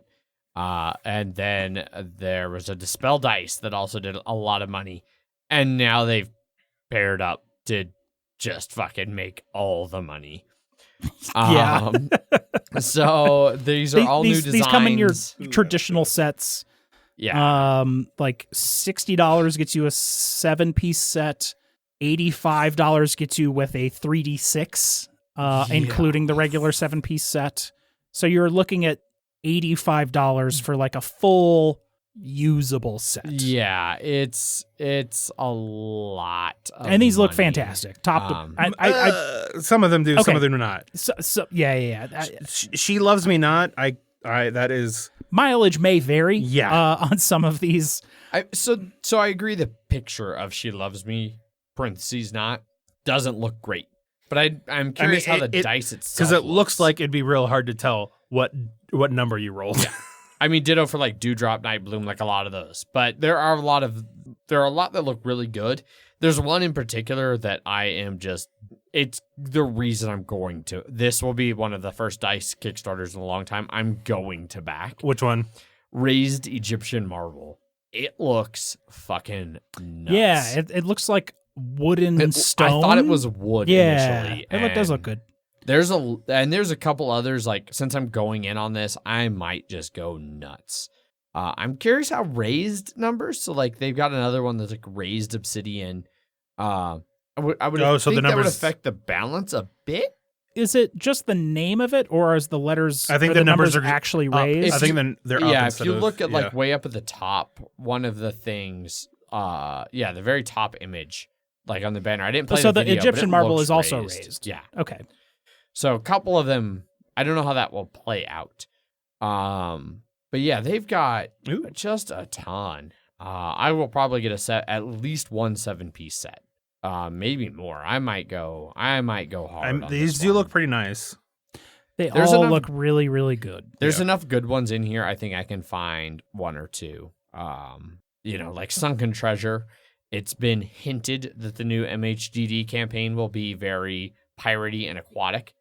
And I always like teals and blues, so Well, the blue turquoise looks pretty good too. I haven't gotten that far down yet. But yeah, there's There's like a a- lot yeah. of there is a lot. I like of how I good like the stuff. Voidwalker a lot. Voidwalker looked good. That Jasper looks pretty good. They all look good. There is a lot of good stuff. Yeah, I like You're that. almost to the It's the next Oof, one. Next 90 one. Yeah. bucks. Yeah, that's the problem is that the real Yeah. nice ones. Yeah, I are don't know if blue I can justify $180. Well, they get more. It's like $136. Well, I was talking about like getting two sets. I don't think I can justify. $165 for the Labradorite. Man. And then they got the fucking like custom vaults and stuff that are all Wormwood, like awesome woodworking quality. Yeah. Yeah, these it's Wormwood. Yeah. And then you can buy Jesus. You buy a tungsten 20. Oh yeah, they've for had that in 2,500. the past. I Though. always forget about that one. Yeah. We shouldn't have made this. No one should buy this. Yeah, totally. I you know what? I think they bring it out to cons and stuff sometimes and have it around. I've worked with tungsten before in my machine shop days. It's an interesting material. Huh. And of course, you can buy a case running from $60 to $165. Jesus. There's wooden cases for all of these things that Yeah. they've done in the past. Yeah, like the Hundreds of dollars. the tabletop vault. Yeah, I like that one. Yeah. Yeah, that Wormwood. raised obsidian looks real good too. Wormwood Dice. Yeah, if you want to spend a bunch of money on dice, Here's another way you can spend a bunch of money. hey Wes, go check this out, man. Next up on Kickstarter. Next up on Kickstarter, we have Chai Tea for Two. This one is another very well funded, $116,000 of its $20,000 goal, over 2,800 backers, and about 2 weeks left to pledge this one, which you can for a mere $39. It's a real bad pour. Yeah. So I poured my beer real bad. You know what? Somehow those is that better than the previous one though? No, Or than this the- one is not better. The other one spilled some on the table, but it didn't have like 50-50 head to beer ratio. Are you saying your crowler pour skills did not grow? No, I still spilled all over the table with my crowler Yeah. pre-show. Anyway, chai tea for two. Jeff, what do you got for us? Oh, I'm explaining the game now. Oh, you know this one better than I do. Yes, I do, because I wrote notes. This one is a two-player tea production and shipping game. It is a worker dice placement game. It is fairly simple. You decide if you want to play a short, medium, or long game. The game will end when you have 3, 4, or 5 ships completed, and that will end the game. You will be rolling your dice and then alternate placing your die workers. You have a tea assistant that you will move 1 to 3 spaces depending on who is first player. Both of you will get those materials, which are various types of tea, put into your plantation. Then you will be spending those die on various cards, production cards, and you will put that next to your plantation, which will then move your tea from the bottom of the board to the top of the board. Once it reaches the very top, it will then be put onto ships that you have drafted with your dice combinations via a sort of auction mechanic. Like you want to put like 2 die that are showing like a 9, but then someone else can put 3 die that are showing a 9, but they've placed more die than you to spend on that. They will win that auction, but you can then place your die on another ship in that auction. So you don't just totally get boned by someone betting on the ship that you wanted. There's like a little track where your tea go from bottom to top. So as you're placing your cards, you can kind of chain that movement all the way up to the top. Different tea has different paths on that production chain. And there are multiple boards of that chain. So depending on which one you play on will determine which teas take which amount of time to get to the boats. And they'll go a whole bunch of different directions and things like that. You have like 7 die that you're rolling across those different turns. They have fancy little 3D embossed tea tins, and those are what like the little tea meeples go into for your various types of tea. There is a Kickstarter exclusive shaped tea tokens, 10 of each tea for the Kickstarter. Yeah, and then you're sort of just buying tea, putting it in your plantation, moving it up, moving it on the ships, shipping it out. You get points based on which production cards that you get. There are various types of ships, and there's certain ships that want certain teas, and you'll get certain points based on that. There's going to be a solo mode, because of course everything has a fucking solo mode now these days. People like to play games on themselves in the pandemic. And then there are production dies where you're putting like pairs of the same number, and then you will be able to move a certain amount of your teas up different production tiers based on like how many of the same numbers you have in a row. That's like 5, 4, 2 or something, or 532, something like that. Yeah, and that's kind of it. And then once you fill up the amount of ships, the game is over. Mm-hmm. And then you add up points. Yeah. Another cool little thing they have in this Kickstarter is they have a bunch of dice trays with very fancy graphics on them. They're like 12 bucks each, and they have kind of like the button corner. The add-ons type are pretty trays. great. They all look really good. I wonder if this is from something else they've done, because they've done Chai. Chai was a game they did. So this in the is past. a kind of a sequel / spin-off. It's a 2-player. Of Chai. Yeah. It's the 2-player Chai. Seven Wonders Duel to its Correct. Yes. Yeah, but the little dice trays are neat. But yeah, it seems like a cool little 2-player die worker placement game. Indeed. Yeah. Yeah. Those trays, they've got a whole shit ton of different color patterns and things that you can add on. You get 12 of them for $100 if you just want to be extra. But yeah. That's... One of the stretch goals was 10 new dice tray patterns. Jeez. Think of all the things you can buy with your money. Yeah, that's Chai tea for 2. Yeah, shipping's not fantastic. It's $15 for the US, up to $35 for the rest of the world. So even though it is a $39 game, expect to be paying, $55-ish for this. Sounds about right. But it looks good. Looks neat. It's Does. got some solid mechanics. And that's it for that one. That is indeed it for that one. Next up on Kickstarter, We have ICE. it's got to be Ice. It's capital I space capital C space capital E is the name of the game. I'm gonna call it Ice. Very well funded. 172,000 of its 50-something $1,000 goal. Just under 2,000 backers. Just over a week left to pledge this one, which you can pledge for $121. Yeah, there you go. But it might be kind of worth it. It's got some cool stuff going on. Yeah. So the 121 is their like top tier artifact pledge. Yes. So Jeff, feel free to jump in at any point here. It's a multi-layer board artifact hunting game on ice. So kind of a not worker placement, but like worker movement. You've got your like expedition leader who's moving around, and you've got little. You have camps that they're coming out of. Yep.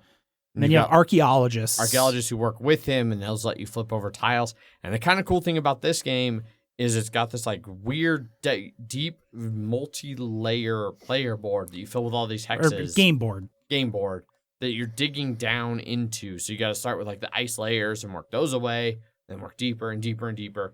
And then the game clock is whenever somebody finally unveils and flips the lowest tier. which goes down 5 layers deep. So Yeah.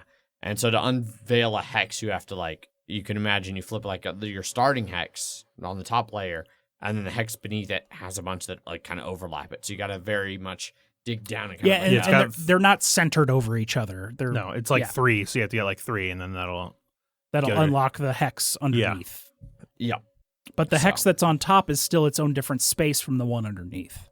Yes. But it's all an action point game. So you're using various action points to be able to dig in, but the more archaeologists you have there, if you have your leader there, it's cheaper to then dig into those various spaces. Indeed. And you're one of 5 guilds that are and they're dual-sided, so I assume they have different powers on each side.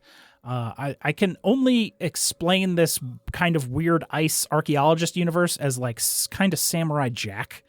It's sort of like fantasy future-y. Sure. Because you're hunting all of these artifacts in this weird ice world. That's the only thing this kind of style reminded me of. Yeah, I'll buy that. Yeah. I don't know much about Samurai Jack, but I'll buy that. Back to the Past. Yeah.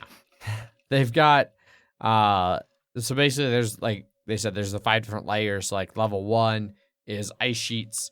There are 5 different tops, and then 12 different backs, and some room for some expansion stuff. And all those so when you explore those tiles, you then have powers that you're unlocking. Abilities, yeah. So you keep Like- those like face down in front of you, and you can reveal them later for a one-time bonus from the ice sheets. Like attacking other players with the like ice tiger or whatever. Yes. Later, as you get down further, there's artifacts for levels 2, 3, and 4. And they're just symbol matching. Yeah, so basically. they have a vague surface one that will show you the artifact, and then whether it's like an intermediate surface, intermediate, or deep. And they're achievements: Exalted, Harmony, Obliteration, Philosopher, and Prismatic. Yeah, And and those those will are have different effects based on, different mechanics. and those 3 different layers of them have inactive and active type artifacts that will have other effects about how they go onto your player board and what you can do with Yep. them. And then finally, you get down to the 5th level, which is the edifices, and there's 12 of them with 6 different backs. But once you flip one of them, that's the end game trigger. So you're not going to see many of them each game. And the reason gonna that see kind of one-ish. is you'll Yeah. see one. It gives you a thing that's almost legacy-esque. They call it a legacy mechanic. And it's really not legacy in the traditional understanding of legacy, but it's something where, like, when you flip it, it's a setup option that will affect your next game. Yes. And it sounds like it is an option, so you don't have to use it. It unlocks a variant that you Yeah. can play. And so there's going to be 6 of those variants, so you could, in theory, play 6 games in a row, unlocking more and more variants that you can choose. And there to could be include. some combination and stretch goals and Yeah. who And I'm not knows sure what. if those are mutually exclusive, like if you can actually play through it like a campaign where like they start to stack so that by your 6th game you're doing a bunch of weird variant shit. I don't know. They're not very clear on that. Your guilds are all trying to get these artifacts for your various cities. There's a bunch of cards that are you get points based on the shape and colors of the different artifacts that you're finding in this area. You have your 5 different expedition leader meeples, 50 archaeologist meeples, a bunch of tents, because that's kind of where you're moving your dudes out of. Smilodons, I think, are the name of the ice cat creatures. Smilodons. That's I don't know. weird name for an ice cat creature. Yeah. That sounds like a dinosaur. That sounds like a friendly dinosaur somebody made up to sell to kids. That doesn't sound like an ice cat like monster thing. They're also known as saber-tooth tigers. Okay, Sure. Okay, Is that the actual name of Yes, saber-tooth I googled tigers? it and it's saber-tooth tigers. yeah. okay. Ice saber-tooth tigers. Scientific Wow. name. Yeah. Why did you saber-tooth tigers have such a lame scientific name? Most scientific names are lame. Yeah. Yeah. I don't know, most. There So- are some. The base game will run you like $80. So this $120 version will come with a magnetized board for your different layers, metal But coins. that's just magnetized to itself. the Yes. tiles that go in it are not magnetized. Yes. No. But like a shaped magnetized Yeah, thing. it's this like interesting like multi-deep tray, which is kind of, and I guess it makes sense like the way you would have to get to the edge pieces of the bottom, it would have to come up in like a bowl. Yep. Metal coins, custom meeples, All unique kinds of unique stuff. expedition leader meeples, all of that kind of fancy stuff. You can also get a $148 version that comes with a signed 30 by 30 centimeter art print, Yeah, if that's the thing you want. which Steve Jobs in his tactical neck is holding up. For Yeah, people to where'd that see. go? Oh, It's right underneath all the pledges. 'cause I made fun of that in the pre-show. It's above that, I think. There. Down, Yeah. down, Did down. I blow past it? Right there. Keep going down. Keep going down. Right? Or it's higher up than that. I don't know. It doesn't matter. Anyway, it doesn't matter. This is fun stuff for the stream that are missing. You can go scroll through the Kickstarter and you can find the tactile neck. But the mechanics of the game seem cool. There it is. The digging down through things, getting your various PPs on. Yeah, that's- APs and PPs. Yes, And it APs, almost PPs. seems like they changed PPs to Well- APs, but not everywhere. Yeah, your action points versus your like prestige points or victory points. But yeah, and then all of the guilds have, various player powers and things like that. Sure do. Yeah. Yeah, that's ICE, or I space C spash space E. Spash. And that's it for Kickstarter. Mm-hmm. Right on. Well, that brings us over to some listener feedback, of which there is indeed some. We do? Yes. YouTubes. We do. We got some YouTubes. So on episode 227, back in the studio, Paulo, joining back into Paulo's Corner, tells us, I clicked on the wrong thing. Listen to it, Adrian. The how to pronounce Troyes and Le Havre links. It's not as you guys were saying it. Listen to it live, and you all try to say it. It will be fun. So, sure, why not? We can make this happen. So here's the Le Havre video, and I'm not sure this will actually play quite right on the stream or even on the podcast. Make sure you max out the volume when you play it too. I really don't think that's the right choice. We'll see. We'll see. Here we go. Here's Le Havre. Did you guys hear that? Yes. I heard it. Okay. I don't know if the stream heard it or anything else heard it. Lavra. Yes. It's very Lavra. French. It's very French. Lavra. It's all one word. I don't think so. He said something about the trois, but I don't remember seeing a. Yeah, I don't remember where that one Trois. was. I remember the Le Havre. Blah. Lavra. Le Havre. Well, we have the Le Havre. Lavra. Le Havre. It's very French. There was something I think it was like I don't remember what it was. It was something where it was like a joke where it was like English, you don't pronounce this or whatever. Spanish, you don't pronounce the H. And then it was like French where the letters are made up and the pronunciation doesn't matter or something. It was like, yeah, that sounds about right. I don't see a trois or Troyes or Troyes or Troyes or however you might pronounce it. Link for many of his past comments. So we got the Le Havre there from Paulo's Corner. And if there is a trois video, do you have it, Jeff? No, but I have a Formula One driver's name that. Romain Grosjean? Yeah, that seems about right. What was that? How do you say it? How you say it, Adrian? It's Roman Grosjean. Grosjean, yeah. Roman Grosjean. But it looks like Romain. It does look Grosjean. So as we're wrapping up here, one of my favorite stand-up comedians in recent time has been Hannah Gadsby. And she has a awesome stand-up, Douglas, where she starts by like making fun of like differences between Australian and English, like sweater versus jumper. And I'm not going to like try and repeat her jokes because a lot of things are timing and pacing and everything. She's fantastic though. And that opening part is especially great. Yes, it is. Where she tells you everything that's going to happen. It's the entire thing was one of the best, like written, performed, whatever stand-up comedy sets I've ever seen. I'm already laughing. Have you seen it? No, I have no idea. Gotcha. If you do, you should probably see her other one though first. I would say watch Douglas first, then go watch Nanette. Because she even in Douglas is like, have you seen Nanette? No, I don't know why you're here. But I think I found I liked it. I enjoyed the watching Douglas first. Then Gotcha. That worked better for me in understanding where she's coming from and what to get out of things. That's my advice. Anyway, we're done with stuff and things and stuff and things. Yeah, that's it for listener feedback and everything. If you want to get a hold of us, there's a bunch of different ways to do so. You can send us emails. Emails at milehighgameguys.com. You can follow us over on Twitter, where I tweet under at MHGameGuys. I am Zach_MHGG. I am Jeff_MHGG. We have our Instagram account at MHGameGuys. No idea when the last picture was uploaded over there. It's probably been a while, but go follow it because eventually we will probably start putting things back there. Maybe. We have our Facebook account, facebook.com/MHGameGuys.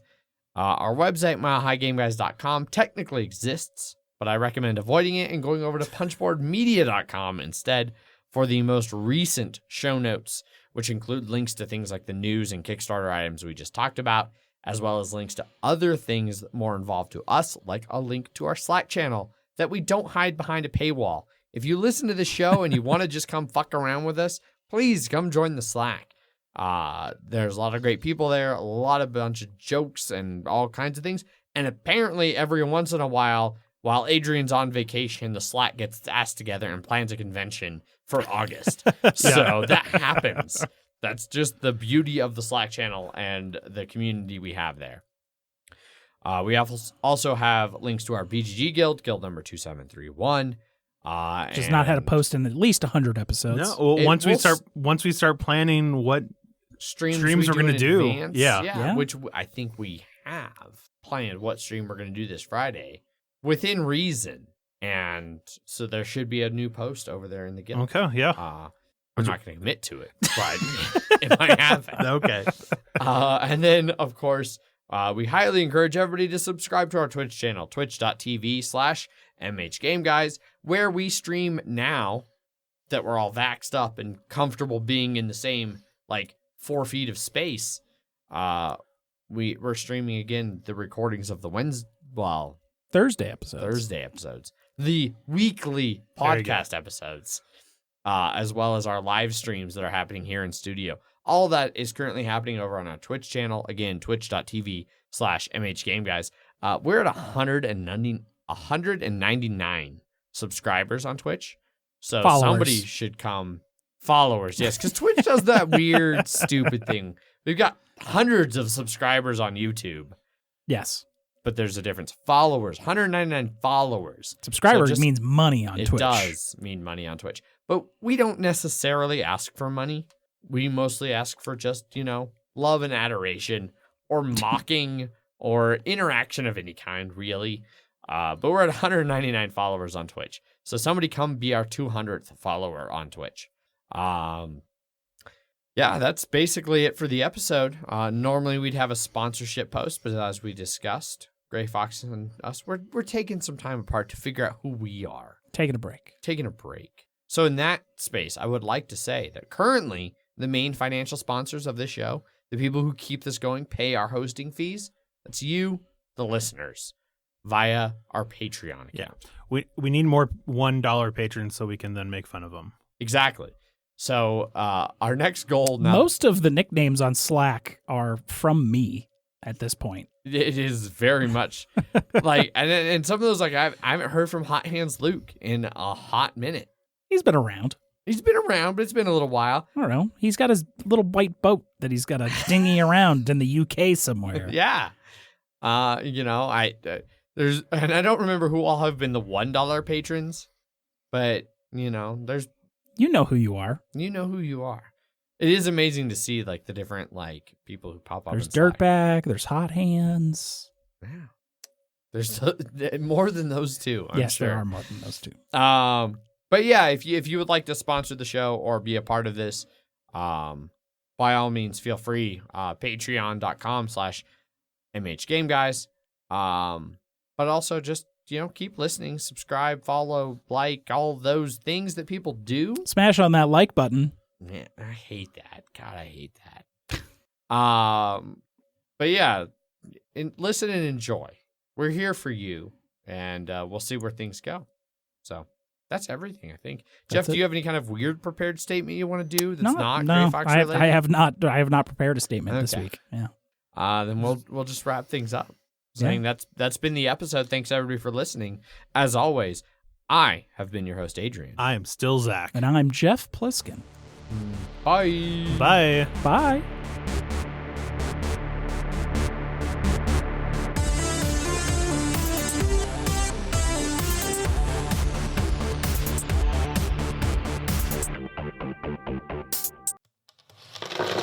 Punchboard Media, where we all bring something to the table.